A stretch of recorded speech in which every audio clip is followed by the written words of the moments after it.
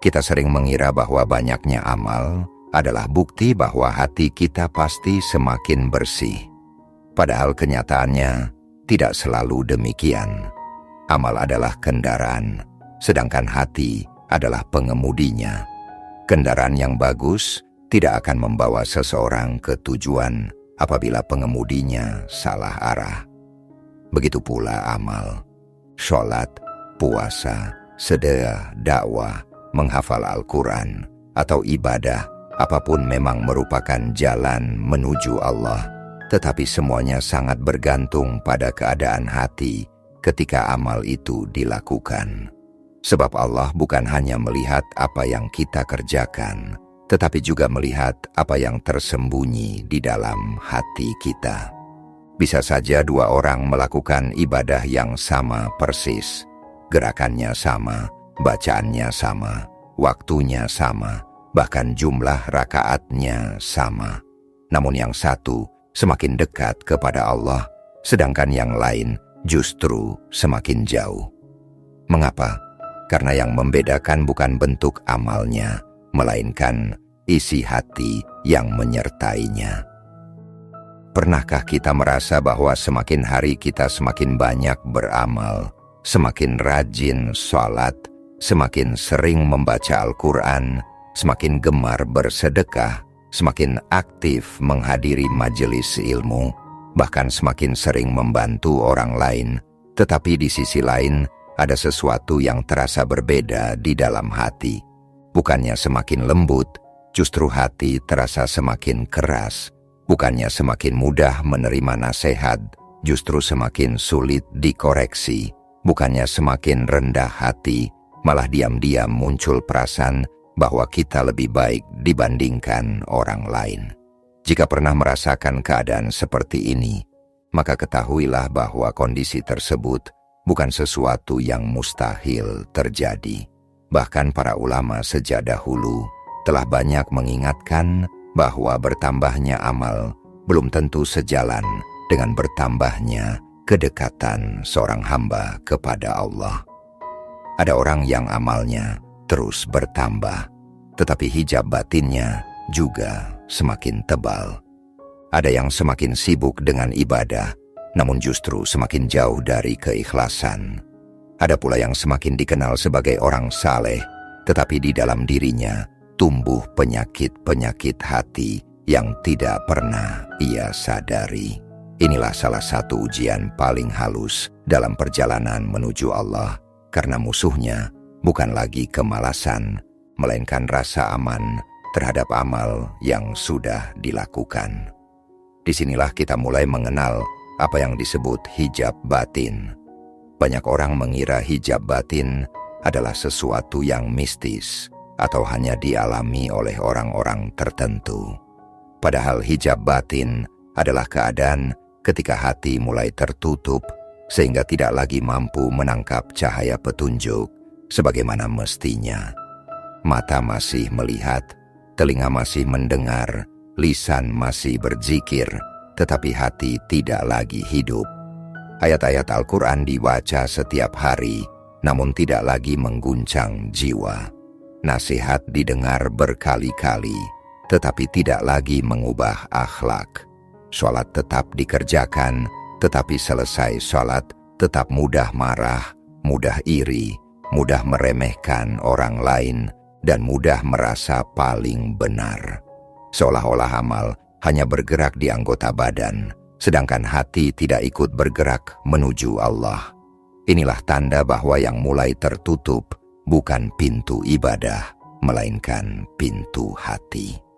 Sebelum kita masuk lebih dalam, saya ingin mengajak Anda untuk kembali mengingat pembahasan yang sedang kita bahas, agar hati benar-benar siap menerima apa yang akan dijelaskan selanjutnya.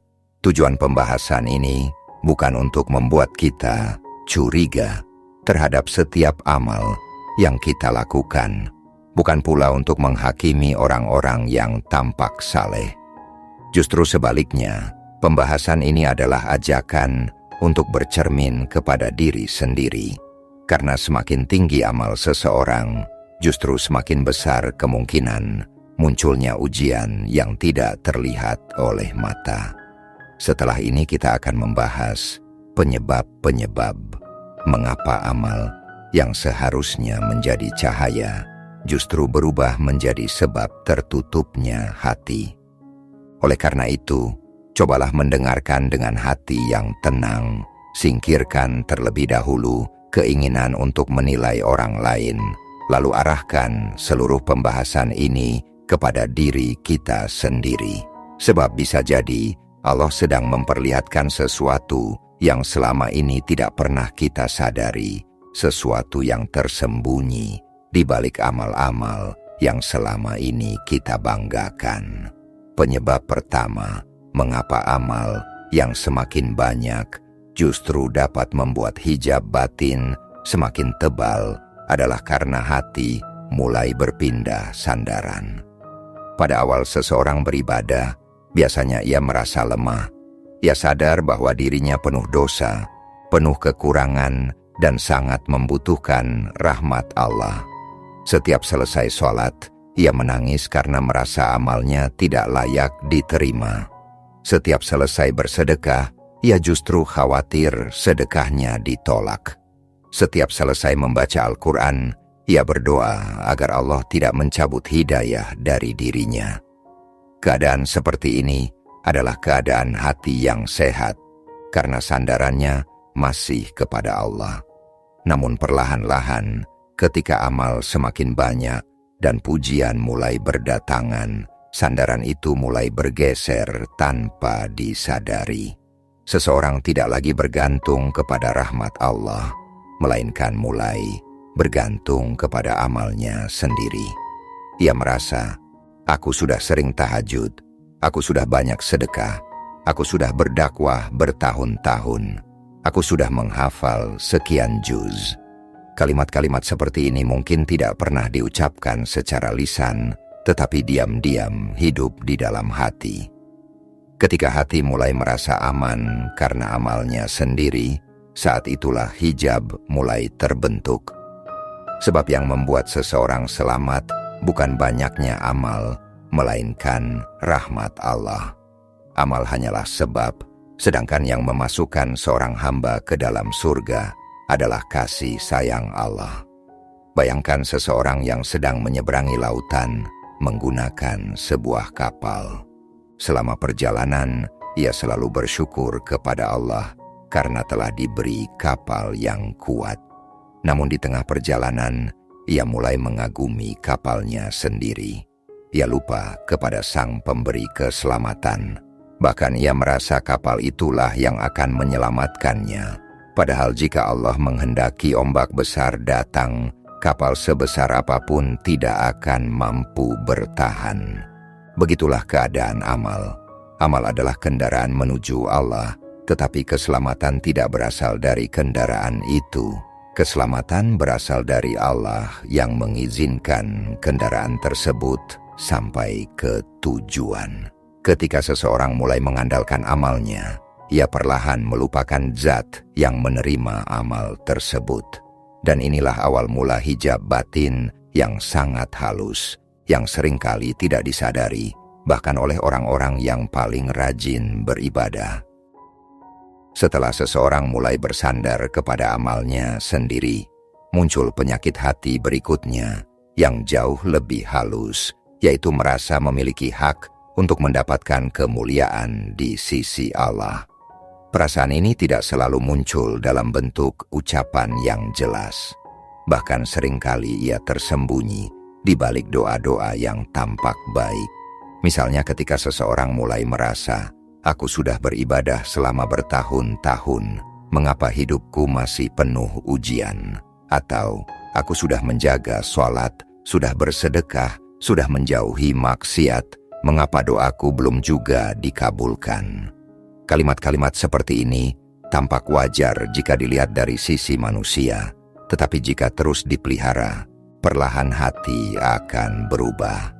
Seolah-olah amal yang telah dilakukan menjadi alasan untuk menuntut balasan dari Allah. Padahal hakikatnya, semua amal yang mampu kita kerjakan pun merupakan karunia-Nya. Kalau bukan karena Allah memberikan kesehatan, memberikan waktu, memberikan kesempatan, memberikan hidayah, bahkan menggerakkan hati kita untuk beramal, niscaya kita tidak akan mampu melakukan satu kebaikan pun. Jadi, bagaimana mungkin seseorang menuntut balasan atas sesuatu yang sejak awal pun berasal dari pemberian Allah? Disinilah letak bahayanya. Amal yang seharusnya melahirkan rasa syukur justru berubah menjadi alasan untuk merasa pantas. Padahal para nabi yang merupakan manusia terbaik tidak pernah merasa pantas. Mereka justru semakin banyak beribadah, semakin besar rasa takut mereka kepada Allah, semakin tinggi kedudukan mereka, semakin dalam kerendahan hati mereka. Lihatlah bagaimana seorang hamba yang benar-benar mengenal Allah.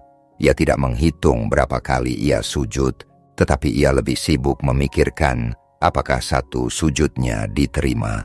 Ia tidak sibuk mengingat berapa banyak sedekah yang telah ia keluarkan, tetapi ia justru takut sedekah itu tercampur ria atau ujub. Orang yang benar-benar dekat kepada Allah akan lebih banyak mempersalahkan dirinya sendiri daripada merasa bangga terhadap amalnya. Sebaliknya, ketika hijab batin mulai menebal, yang berubah bukan jumlah amalnya, melainkan cara pandangnya terhadap amal tersebut. Amal yang dahulu dianggap sebagai nikmat, kini berubah menjadi prestasi. Ibadah yang dahulu dilakukan dengan penuh harap, kini dilakukan dengan rasa bangga. Dakwah yang dahulu bertujuan mengajak manusia kepada Allah, perlahan bergeser menjadi sarana membangun nama diri. Bahkan ilmu agama yang dahulu dipelajari untuk memperbaiki diri, lambat laun berubah menjadi alat untuk memenangkan perdebatan. Yang paling menyedihkan, semua perubahan ini sering berlangsung sangat pelan. Tidak terjadi dalam semalam. Ia tumbuh sedikit demi sedikit, sehingga pelakunya merasa semuanya masih baik-baik saja. Karena itu, para ulama sering mengatakan bahwa penyakit hati jauh lebih berbahaya daripada penyakit jasad. Ketika tubuh sakit, seseorang biasanya segera mencari obat. Ketika demam, ia sadar dirinya sedang tidak sehat. Ketika terluka, ia tahu bagian mana yang harus diobati. Namun ketika hati sakit, justru seringkali seseorang merasa dirinya paling sehat. Inilah yang membuat hijab batin begitu berbahaya. Orang yang tertutup hatinya seringkali tidak sadar bahwa dirinya sedang tertutup. Bahkan, ia bisa menganggap semua nasihat sebagai serangan terhadap dirinya. Ia mulai sulit menerima kritik, sulit mengakui kesalahan, dan setiap kali diingatkan, yang muncul pertama kali bukan rasa syukur, melainkan pembelaan diri. Ada satu tanda yang sangat sering muncul ketika hijab batin mulai menebal, yaitu seseorang lebih sibuk melihat kekurangan orang lain daripada memperhatikan kekurangan dirinya sendiri. Ini adalah perubahan yang sangat halus. Dahulu ketika baru belajar agama, setiap kali mendengar ayat Al-Quran atau nasihat, ia berkata dalam hati, "Ya Allah, ternyata aku masih banyak kekurangan." Namun setelah ilmunya bertambah dan amalnya semakin banyak, setiap kali mendengar ayat yang sama, pikirannya justru langsung tertuju kepada orang lain. Ia berkata, "Ayat ini cocok untuk si fulan." Atau, "Seandainya orang itu mendengar ceramah ini, pasti dia berubah." Padahal seharusnya setiap ayat pertama kali ditujukan kepada dirinya sendiri. Lama-kelamaan, hati menjadi terbiasa menjadi hakim bagi orang lain. Ia mudah menilai siapa yang ikhlas, siapa yang ria, siapa yang kurang ilmu, siapa yang dianggap sesat, siapa yang dianggap lebih rendah. Padahal penilaian terhadap hati manusia adalah perkara yang sangat besar. Kita hanya melihat apa yang tampak di permukaan, sedangkan Allah mengetahui seluruh isi dada. Bisa jadi seseorang yang amalnya tampak sedikit, justru memiliki hati yang jauh lebih bersih daripada orang yang amalnya berlimpah. Bisa jadi, seseorang yang tidak dikenal manusia justru lebih mulia di sisi Allah daripada orang yang dipuji di berbagai tempat. Ketika seseorang mulai lupa akan kenyataan ini, hijab batinnya semakin bertambah karena ia tidak lagi memandang manusia dengan kasih sayang, melainkan dengan ukuran dirinya sendiri. Ada pula hijab yang lahir karena seseorang terlalu sering menghitung amalnya. Setiap selesai melakukan kebaikan, ia mengingatnya terus-menerus.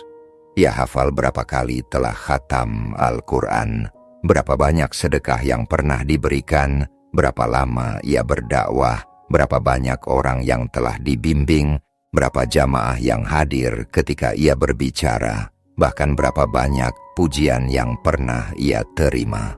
Semua angka itu tersimpan rapi di dalam pikirannya.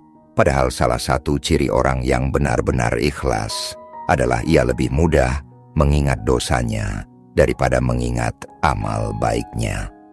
Bukan karena ia melupakan nikmat Allah, tetapi karena ia sadar bahwa amal yang diterima hanyalah amal yang diridhoi Allah, sedangkan tidak ada seorang pun yang dapat memastikan amalnya diterima selama masih hidup di dunia.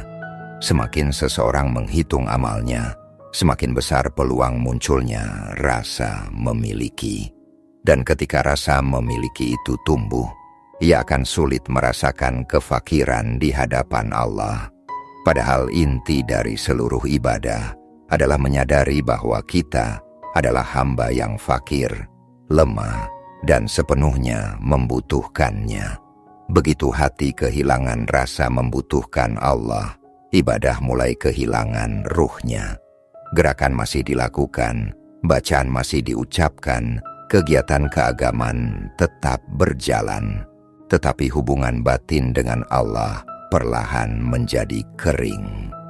Inilah yang dimaksud oleh banyak ulama sebagai salah satu bentuk hijab yang paling tidak disadari, karena seseorang tetap berada di tengah-tengah amal saleh, namun hatinya sedikit demi sedikit mulai terhalang untuk merasakan kehadiran Allah dalam setiap amal yang ia kerjakan. Dan yang lebih mengkhawatirkan lagi, ketika keadaan ini berlangsung cukup lama, seseorang bisa mulai mencintai amal lebih daripada tujuan dari amal itu sendiri. Ia menikmati identitas sebagai orang yang rajin beribadah, menikmati penghormatan yang diberikan masyarakat, menikmati posisi sebagai orang yang dianggap berilmu atau saleh, tetapi tanpa disadari, rasa cintanya kepada Allah tidak bertumbuh sebanding dengan semua itu. Disinilah kita perlu berhenti sejenak untuk bertanya kepada diri sendiri dengan penuh kejujuran. Apakah selama ini aku benar-benar sedang mendekat kepada Allah? Atau jangan-jangan aku hanya sedang membangun citra sebagai orang yang dekat kepada Allah? Pertanyaan ini sangat berat, tetapi justru dari pertanyaan inilah kita mulai mampu membedakan antara amal yang menjadi cahaya dengan amal yang perlahan berubah menjadi hijab bagi hati. Pertanyaan itu mungkin terasa menyakitkan, tetapi justru rasa sakit itulah yang sering menjadi awal dari kesadaran. Sebab hijab batin hampir tidak pernah terbuka selama seseorang masih merasa dirinya baik-baik saja. Selama seseorang masih yakin bahwa semua amalnya pasti diterima, selama itu pula ia akan sulit melakukan muhasabah dengan jujur. Padahal para ulama salaf memiliki kebiasaan yang sangat berbeda dengan kebanyakan manusia hari ini. Setelah selesai melakukan amal, mereka tidak sibuk menceritakan amal tersebut kepada orang lain, tetapi justru sibuk memohon agar Allah menerimanya. Mereka memahami bahwa tantangan terbesar bukan sekadar mampu beramal, melainkan apakah amal itu benar-benar sampai kepada Allah atau berhenti di hadapan langit karena tercampur penyakit hati. Perhatikan bagaimana Al-Quran menggambarkan orang-orang beriman yang sejati. Mereka bukan hanya beramal, tetapi juga merasa takut amalnya tidak diterima. Rasa takut ini bukan karena mereka berprasangka buruk kepada Allah, melainkan karena mereka mengenal kelemahan diri mereka sendiri. Mereka sadar bahwa setan tidak selalu berhasil menghentikan seseorang dari beramal. Ketika setan gagal membuat seseorang meninggalkan sholat, ia akan berusaha merusak sholat itu dari dalam. Ketika gagal membuat seseorang meninggalkan sedekah, ia akan mencoba menyisipkan rasa ingin dipuji. Ketika gagal membuat seseorang meninggalkan dakwah, ia akan meniupkan keinginan agar dikenal sebagai pendakwah yang hebat. Strategi setan tidak selalu menghentikan amal, tetapi seringkali mengubah arah amal. Dari yang semula menuju Allah, perlahan bergeser menuju kepentingan diri sendiri. Karena itu, jangan heran apabila seseorang yang rajin beribadah justru menjadi lebih mudah marah ketika tidak dihormati. Mengapa hal itu bisa terjadi? Karena tanpa disadari, ia telah menghubungkan harga dirinya dengan amal yang ia lakukan. Ketika orang lain tidak menghargainya, ia merasa seluruh jerih payahnya tidak dianggap. Padahal jika sejak awal amal itu benar-benar dipersembahkan kepada Allah, maka penghargaan manusia tidak akan terlalu memengaruhi hatinya. Ia akan tetap tenang ketika dipuji dan tetap tenang ketika dilupakan. Ia akan tetap bersungguh-sungguh berbuat baik meskipun tidak ada seorang pun yang mengetahui amalnya. Sebab orientasinya bukan pandangan manusia, melainkan pandangan Allah. Inilah salah satu ujian yang sangat halus. Semakin besar amal seseorang, semakin besar pula peluang datangnya pujian. Semakin luas ilmunya, semakin banyak orang yang meminta pendapatnya. Semakin aktif ia membantu sesama, semakin banyak orang yang mengucapkan terima kasih kepadanya. Semua itu pada dasarnya adalah ujian, bukan penghargaan. Karena setiap pujian yang masuk ke telinga harus segera dikembalikan kepada Allah sebelum ia menetap di dalam hati. Jika tidak, pujian itu akan berubah menjadi makanan bagi ego. Dan ego yang terus diberi makan akan tumbuh semakin besar, sementara rasa kehambaan semakin mengecil. Coba renungkan sebuah perumpamaan sederhana. Bayangkan ada dua gelas yang sama-sama diisi air yang sangat jernih. Gelas pertama diletakkan di ruangan yang bersih dan tertutup sehingga airnya tetap bening. Gelas kedua juga berisi air yang sama jernih, tetapi setiap hari sedikit demi sedikit kemasukan debu yang sangat halus. Debu itu begitu kecil sehingga hampir tidak terlihat. Hari pertama tidak ada perubahan yang berarti. Hari kedua masih tampak jernih. Hari ketiga juga demikian. Namun setelah berbulan-bulan, air yang semula bening menjadi keruh. Bukan karena sekali dituangi lumpur, tetapi karena terus-menerus dimasuki debu yang sangat halus. Begitulah penyakit hati. Sangat jarang seseorang tiba-tiba menjadi ria dalam satu malam atau tiba-tiba menjadi sombong dalam sehari. Biasanya semua itu berawal dari hal-hal kecil yang dianggap sepele.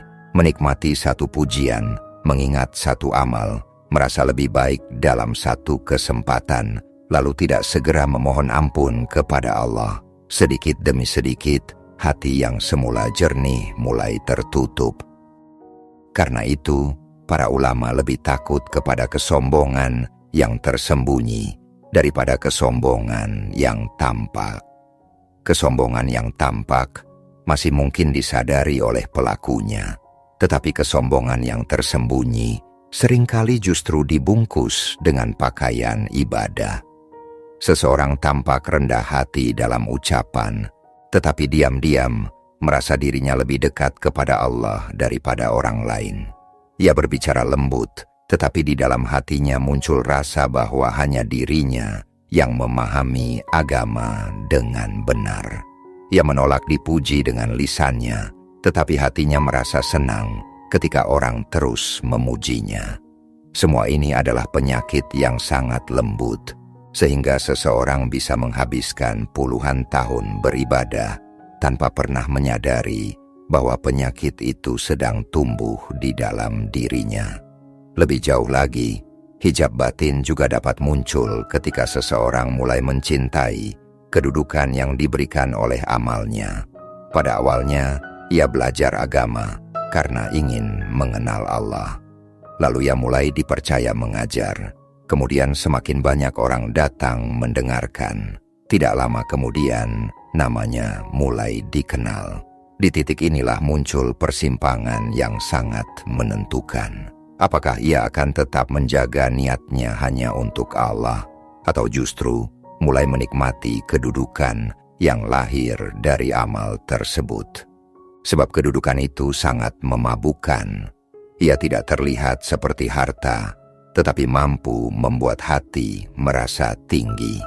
Ia tidak tampak seperti kekayaan, tetapi mampu membuat seseorang sulit menerima nasihat dari orang yang dianggap berada di bawahnya.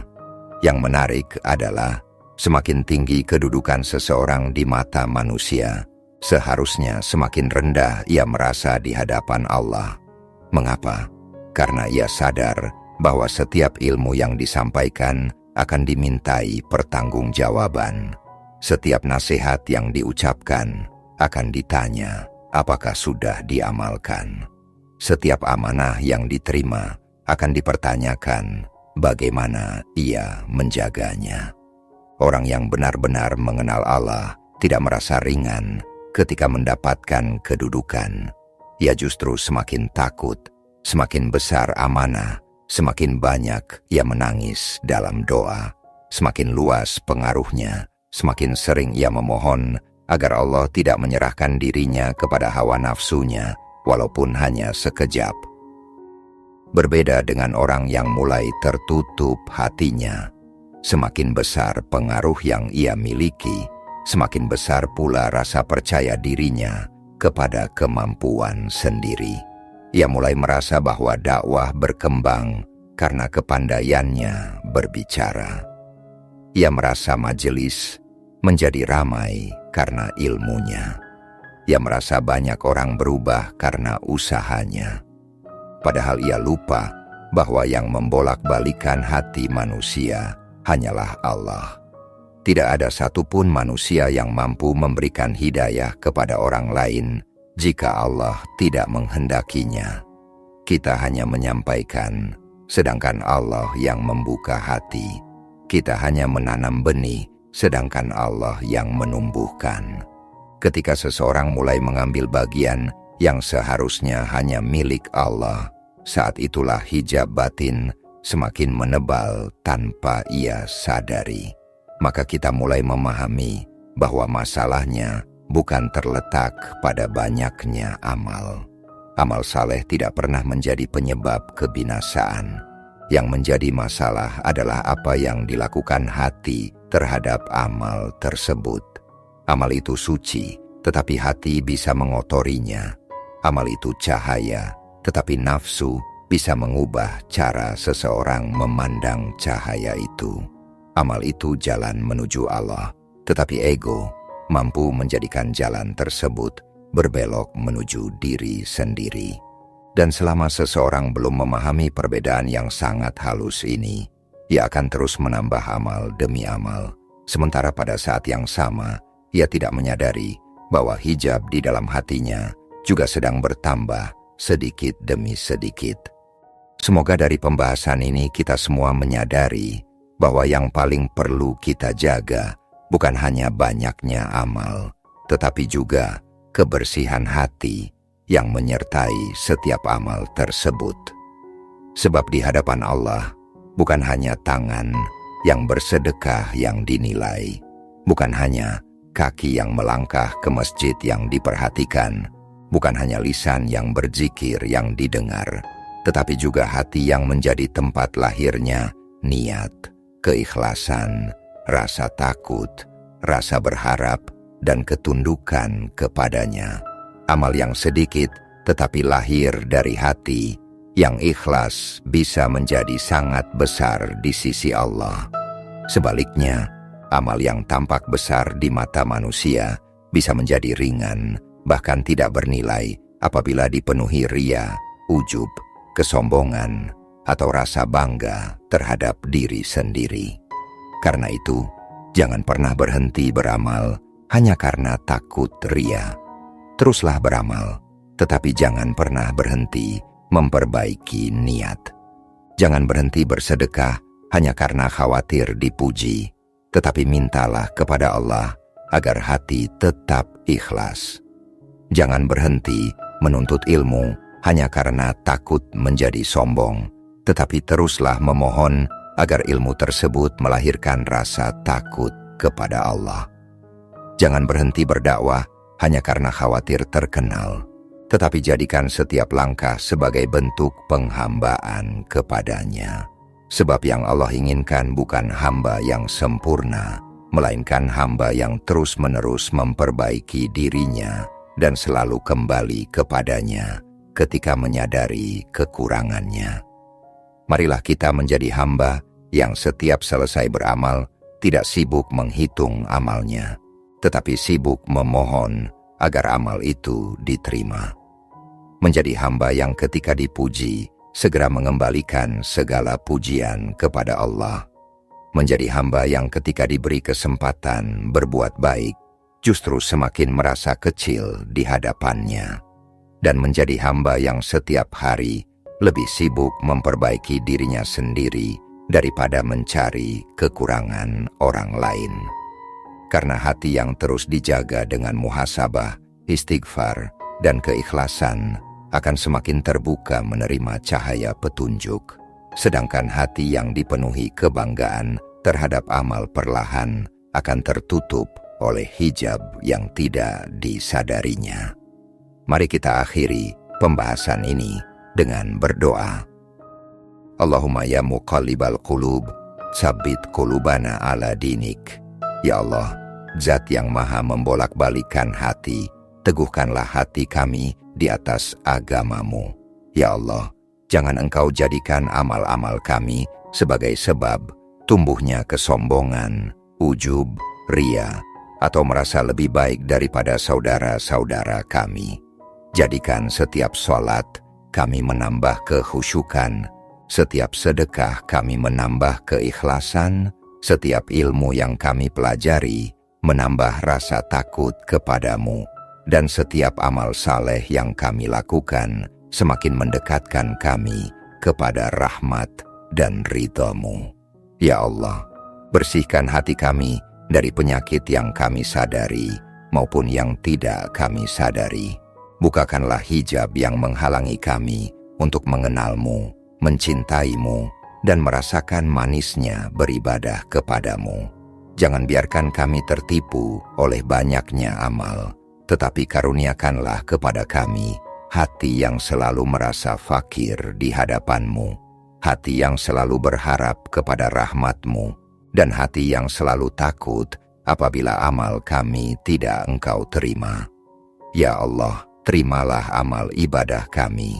Ampunilah dosa-dosa kami, kedua orang tua kami, keluarga kami, guru-guru kami, serta seluruh kaum muslimin dan muslimat yang masih hidup maupun yang telah meninggal dunia.